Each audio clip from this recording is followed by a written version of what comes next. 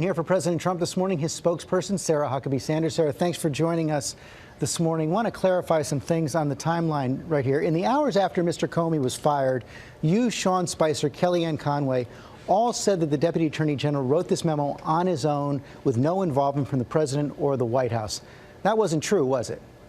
Well, George, I think you're putting things a little out of context here. The information in the letter was something that he came to on his own. On Monday, they were at the White House for other meetings. The president asked them about their opinions on Comey. They told them, he asked for them to put that in writing, the conversation that they had orally there at the White House on Monday, asked them to put that in writing. They did that on Tuesday, but it wasn't directed, or the words that were written weren't at the direction necessarily of the president. Those were their own thoughts and ideas. Right, those were the words. But hold on a second, because you said I was taking things out of context. I don't think I was doing that at all. On Tuesday night, Sean, like we weren't being truthful. Sean Spicer, I just want to be clear. I need to clear this up. Sean Spicer said there was no involvement by the White House. It was all him, Mr. Rosenstein. You said absolutely this was something Rosenstein did on his own. Kellyanne Conway said the firing had everything to do with Rosenstein. And then the vice president even said Rosenstein came to work, sat down, and made the recommendation. He brought the recommendation to the president. But as your own timeline now states, the president was inclined to fire Mr. Comey after the hearings last week. He came to the White House on Monday morning. He asked to see Mr. Rosenstein, and he directed him to write this memo, didn't he?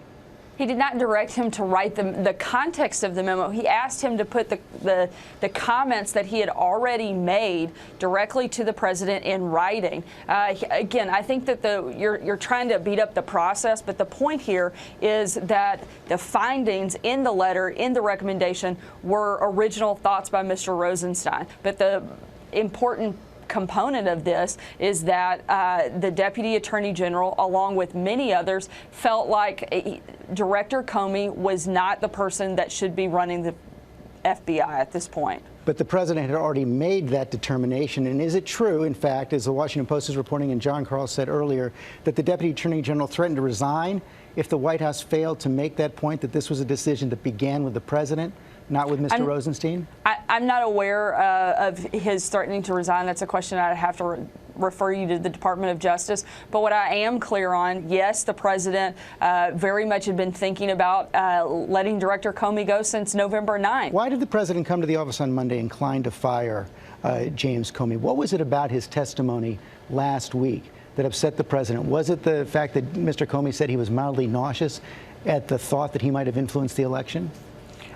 Look, I think it was, again, I think this process started in November, probably actually going back even to July to October, just the constant part of Director Comey being the public face, out on TV, constantly the back and forth. But Wednesday's testimony certainly didn't help, and I think was the final piece that put the president in a place where he felt like Director Comey was no longer the person that should be leading the FBI. But back during the campaign, the president was upset that James Comey wasn't recommending that Hillary Clinton go to jail.